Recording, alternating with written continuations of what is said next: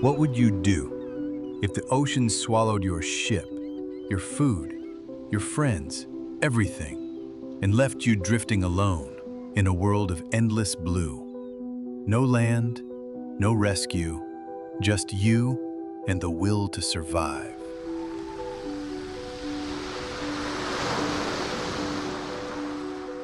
I've written about survival. I've told stories about war, horror, even the supernatural. But nothing compares to the raw truth of these real-life tales. These aren't movie scripts.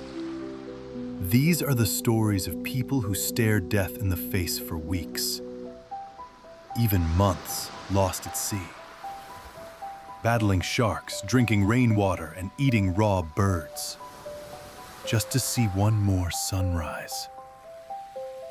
From teenagers adrift in the Pacific to a lone sailor who fought off a shark with his bare hands. These four people didn't just survive the ocean, they defied it. These are the stories the sea tried to bury, but the human spirit refused to let drown. Let's dive into 4 real-life tales where the only rule was survive or vanish forever. In 1942, aboard the British cargo ship Ben Lomond, Poon Lim was just another second mess steward, serving meals, keeping order, doing honest work. The ship was slow, armed but unescorted, and full of Chinese sailors like Lim. It was wartime. Every voyage felt like a gamble. But on November 23rd, that gamble ran out. Off the coast of Brazil, a German U-boat, U-172, fired 2 torpedoes. The explosion tore through the ship. In less than 2 minutes, Ben Lomond was gone. Lim had barely made it out of his cabin. He was racing to the lifeboats when a wall of water slammed him off the deck. One moment he was running. The next, he was in the ocean, alone, clinging to a piece of floating wood. He wasn't rescued. In fact, the German submarine crew surfaced, saw him, and laughed as they waved goodbye. 2 hours later, half drowned and exhausted, Lim spotted a miracle, a life raft. A small wooden platform stocked with essentials, some water, hard biscuits, pemmican, even chocolate and milk. It wasn't much, but it was enough to buy him time. And that's when the real test began. He rationed, he drank slowly, he waited for rain. But supplies vanished faster than hope, so he adapted. How do you fish when you have no gear?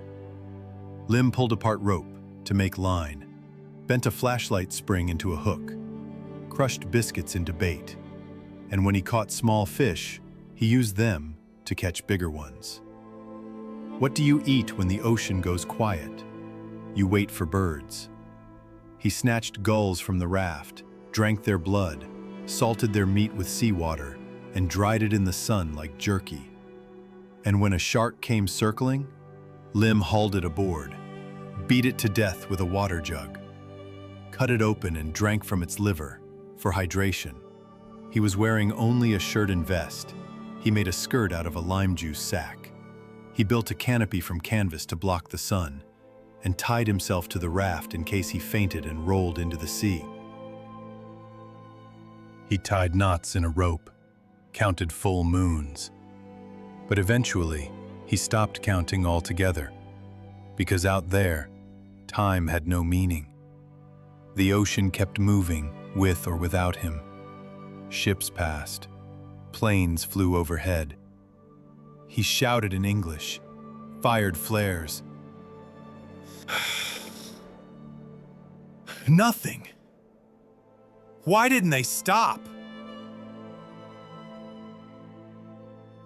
Some say he looked like a Japanese sailor. Others say rescuers feared a German trap. U-boats sometimes used fake survivors to lure in targets. But still, Lim endured. Day 133. The water changed color. Seabirds circled. He knew land was near. And then, finally, 3 Brazilian fishermen spotted him, just 9 miles from shore. He couldn't stand, could barely speak. He'd lost over 20 pounds and was covered in sores. But he was alive, the only survivor of the Ben Lomond. He spent weeks recovering, and when the news reached Britain, King George VI awarded him the British Empire Medal for courage beyond imagination. But Lim didn't want fame. He wanted life. He moved to America, became a citizen, worked at sea until 1983, raised a family, and when told he'd survived longer than anyone in history on a life raft, his answer was simple. I hope no one will ever have to break that record. Poon Lim died in 1991, but his story remains one of the most astonishing ever told, not just of survival, but of a man who turned nothing into everything and refused to let the ocean take him. In the Pacific, island hopping is part of life. Small boats, short distances, familiar waters. For locals, it's as routine as walking to the store. So when 3 teenage boys, Filo Filo, Etueni Nassau, and Samu Palesa, set out from Tokelau on October 5, 2010, no one worried. It was just a quick sail, nothing dangerous, nothing unusual. But how do you get lost? In your own backyard. Within hours, they lost sight of land. No compass, no GPS, no radio. Just a wide, endless ocean, and no idea which way was home. They had packed drinking water, enough for maybe 2 days. That vanished fast. Then came the thirst, the hunger. The sun blistered their skin by day. The nights, cold enough to shake your soul. How long can a person survive without food? Maybe 30 to 40 days? How long without water? 3 at best. They collected rain when they could, and when a bird landed on their boat, they caught it and ate it, raw, because they had no choice. Back home, time moved on. After weeks of silence, people gave up hope. Tokelau held a memorial service. 500 people attended. That's a third of the island's population, gathered to mourn 3 boys lost at sea. But they weren't dead. Not yet. On day 40, they were skeletal, burned, covered in salt sores. They began drinking seawater, a sign that death is close. Delirium sets in. Organs begin to shut down. And then, a miracle. On day 50, a tuna fishing boat spotted something on the horizon. A tiny boat, 3 sunburned shadows inside. They drifted over 500 miles, floating alone between Samoa and Fiji. The fishermen couldn't believe what they were seeing. No one could. The boys were rescued, hospitalized in Fiji, and flown home to Tokelau, where the same people who had buried their memory now embraced them like ghosts returned. Filo, Etueni, Samu. They weren't just lucky, they were unbreakable. And their story? A haunting reminder of how thin the line is between death and survival, and what the human spirit can endure when there's nothing left but willpower and the horizon. Most people dream of a quiet retirement. A garden, a seaside cottage, simplicity.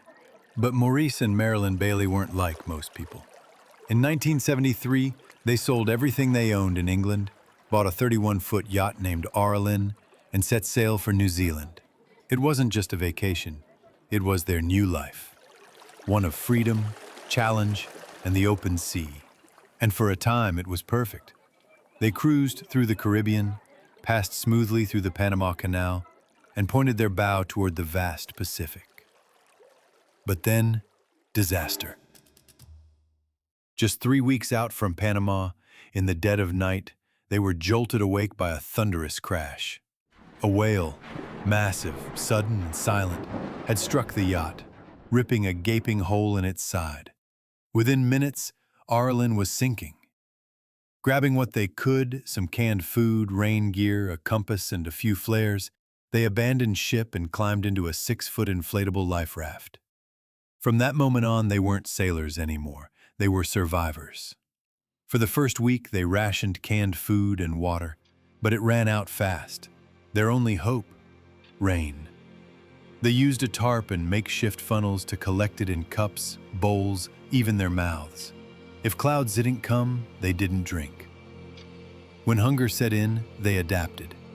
They caught flying fish, trapped turtles, even snagged seabirds. Marilyn cleaned them with scissors. Maurice fashioned hooks from safety pins and used string to fish. Whatever they could catch, they ate, raw. And they weren't alone. Sharks circled constantly. The raft, slowly deteriorating, leaked air, softened, and sagged. Every day they had to patch it. Every night they hoped it wouldn't collapse beneath them. 7 ships passed, 7. Each time they lit flares, waved, screamed. Each time they were ignored or unseen. A 6-foot raft in the endless blue, so easy to miss. Still, they didn't give up. By day 100, their skin was blistered, their bodies skeletal, yet they clung to life and to each other. And then, day 117, a Korean fishing boat, the Weolmi 306, spotted them and pulled them aboard. The couple was too weak to stand. They hadn't eaten solid food in months, but they were alive. Now here's where most survival stories end, with a vow to never go back. Not the Baileys. After recovering in Hawaii, they wrote a book titled 117 Days Adrift. They used the proceeds to build another boat, and once again, they went back to sea. Because for Maurice and Marilyn Bailey, life wasn't about avoiding danger. It was about living, fully, fearlessly, and no matter the cost. 4 friends, 1 yacht, a dream of sun-soaked days in Tonga. John Glennie, Rick Hellriegel, Jim Nalepka, and Phil Hoffman weren't thrill seekers. They just wanted a winter escape. Peaceful sailing, shared stories, and island breezes. But the Pacific had other plans. 3 days into their voyage, on June 4th, 1989, a freak wave, sudden, massive, and merciless, hit their 44-foot trimaran, the Rose Noel, like a freight train. It flipped. In seconds, they went from sipping coffee to clawing through rising water in an upside-down boat. Darkness, cold, confusion. Trapped in a flooded cabin, they found a shrinking air pocket. Panic clawed at their lungs.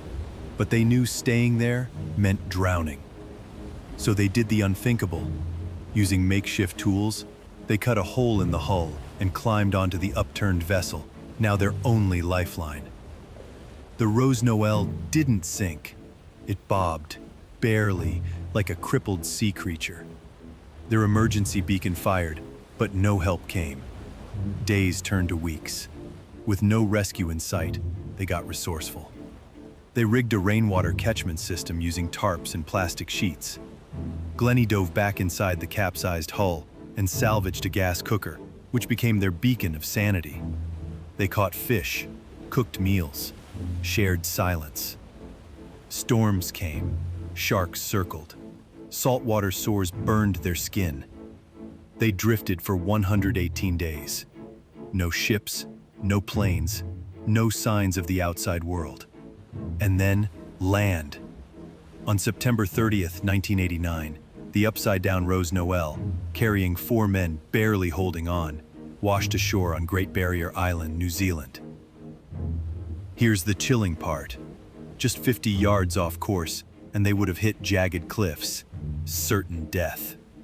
Even stranger, had they kept drifting just a few more weeks, The ocean current would have carried them thousands of miles toward Chile. But fate, and maybe sheer will, steered them home. 118 days, no contact, no rescue, no land in sight. Just a flipped boat, 4 determined men, and the kind of endurance that rewrites what we think survival really means.